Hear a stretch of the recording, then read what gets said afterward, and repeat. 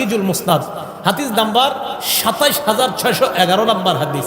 এই হাদিসের বর্ণনাকারী আসমা বিনতি ইয়াজিদ রাদিয়াল্লাহু তাআলা আনহা, তিনি বলেন সামিআতু রাসূলুল্লাহ সাল্লাল্লাহু আলাইহি ওয়াসাল্লাম ইয়াকুল ফি হাযিহিল আয়াতাইন ফি সূরাতিল বাকারা ওয়া সূরাতি আলি ইমরান। নবীজিকে আমি বলতে শুনলাম সূরা বাকারার 255 নম্বর আয়াত, আল্লাহু লা ইলাহা ইল্লা হুয়াল হাইয়ুল কাইয়্যুম, এই আয়াতের ব্যাপারে শুনলাম। সূরা আলি ইমরানের 2 নম্বর আয়াতের ব্যাপারে শুনলাম। নবীজি কি বলে দেখেন, ইন্না ফীহিমা ইসমাল্লাহিল আযম। নবীজি বলেন এই 2 সূরার মধ্যে ইসমে আযম আছে। ইসমে আযম, আল ইসমুল আযম, এই 2 আয়াতের মধ্যে ইসমে আযম আছে। নবীজি বললেন আল্লাহর মহান 2টা নাম আছে এই 2 আয়াতের মধ্যে। সেই 2টা নাম হলো 1 নাম্বার হাইয়ুন, 2 নাম্বার কাইয়্যুম। তাহলে বলেন তো আল্লাহর মহান নাম 2টা, সবাই বলেন কি কি? আবার আল্লাহর মহান নাম 2টা কি কি? এই হাইয়ুন কাইয়্যুম দিয়ে দোয়া করলে যে দোয়া কবুল হয়, এই কথা কই আছে?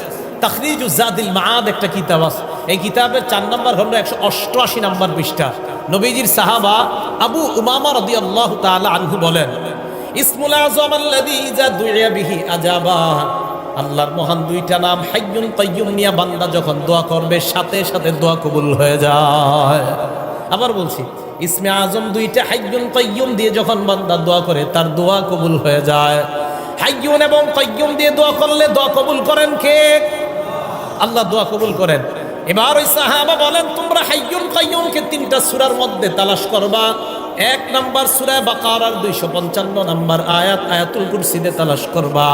2 নাম্বার সূরা আলি ইমরানের 2 নাম্বার আয়াতে তালাশ করবা। সূরা আলি ইমরানে আছে কিন্তু দেখবেন, আলিফ লাম মিম আল্লাহু লা ইলাহা ইল্লা হুয়াল হাইয়ুল কাইয়্যুম। 3 নাম্বার সূরা তাহার 1 কত? 111। মাশাআল্লাহ, কত হয়? 111 নম্বর আয়াতে তালাশ করবা। ওয়া আনাতিল ওয়ুজুহু লিল হাইয়িল কাইয়্যুম।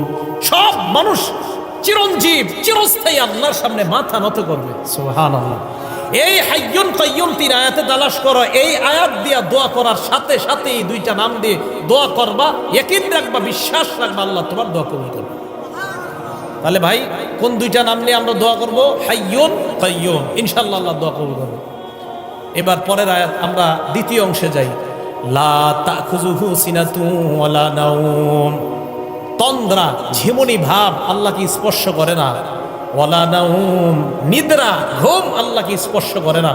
তন্দ্রাও আসে না, ঝিমুনি, ঘুমের আগে যেটা ভূমিকা যেটা, এটাও আল্লাহকে স্পর্শ করে না।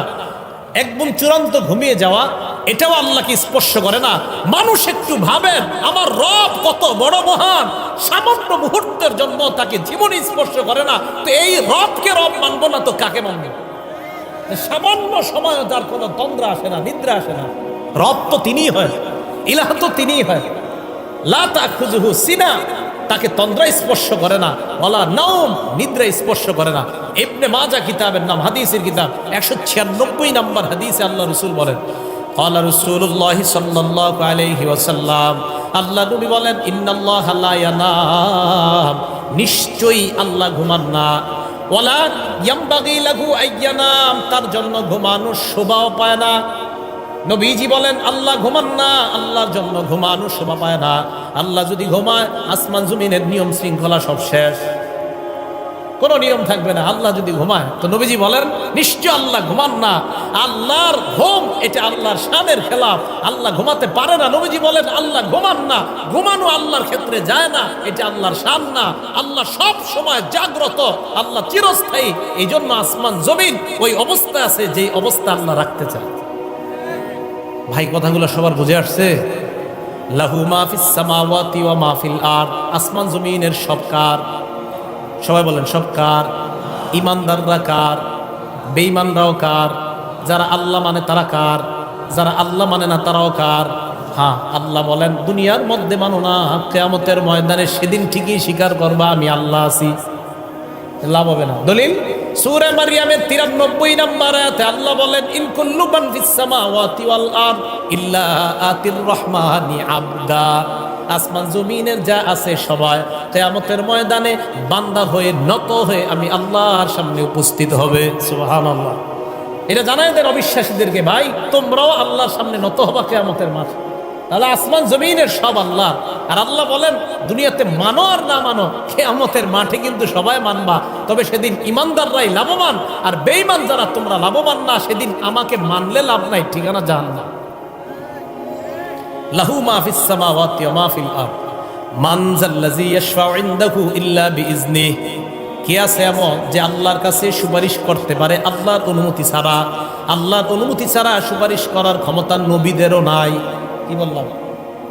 আল্লাহর অনুমতি ছাড়া সুপারিশ করার ক্ষমতা আমি আপনি তো দূরের কথা, নবীরাও করতে পারবে না। অনুমতি আল্লাহ লাগবে, এরপরে সুপারিশ করবে। প্রমাণ সূরা আন-নাজম 27 নম্বর পারা 6 নম্বর পৃষ্ঠা শুরু একটা দেখবেন, ওয়া কাম মিম মালাকিন ফিস সামাওয়াতি লা তুগনি শাফাআতুহুম শাইআ। সূরা নাজম 26 নম্বর আয়াত। এই আয়াতে আল্লাহ বলেন ওয়া কাম মিম মালাকিন ফিস সামাওয়াত, আসমানে যত ফেরেশতা আছে, লা তুগনি শাফাআতুহুম শাইআ, তাদের সুপারিশ কোনো কাজে আসবে না। আসমানের ফেরেশতারা তোমার জন্য সুপারিশ করলে কাজে আসবে না। তো আল্লাহ কখন কাজে আসবে? আল্লাহ বলেন ইল্লা মিন বাদি আইয়াযানাল্লাহু লিমাইয়াশা ওয়া ইয়ারদা। আল্লাহ যার জন্য চায়, যার প্রতি আল্লাহ সন্তুষ্ট, তার ব্যাপারে যদি আল্লাহ কোনো ফেরেশতা কোনো নবীকে বলে সুপারিশ করো, তখন ওই সুপারিশ কার্যকরী বলে গণ্য হবে। আল্লাহর হুকুম ছাড়া সুপারিশও কার্যকর হবে না। আল্লাহ বললে সুপারিশ কার্যকর হবে, এছাড়া কার্যকর হবে না। এখন আমি আপনি কিভাবে বলে দেই কোনো সমস্যা নাই, 2 রাকাত নামাজ পড়, আর জিন্দেগিতে কিছু লাগবে না, আমি তো কিয়ামতের মাঠে তোরে নিয়ে যাবো জান্নাতে। অথচ আল্লাহর হুকুম ছাড়া সুপারিশও করতে পারবে না। এটি কিভাবে আপনাকে জান্নাতে নেয়? এটা সত্য কথা না। যিনি এটা বলে আসলে এটা সঠিক কথা না, এটা অন্যায় কথা। ইবাদত করতে হবে মরণ পর্যন্ত। দলিল সূরা হিজর 99 নম্বর আয়াত, একদম সূরা হিজরের শেষ আয়াত 14 নম্বর পারা 6 নম্বর পৃষ্ঠা, একদম দেখবেন সূরা হিজরের 99 নম্বর আয়াত, ওয়া'বুদ রাব্বাকা হাত্তা ইয়াতিয়াকাল ইয়াকিন।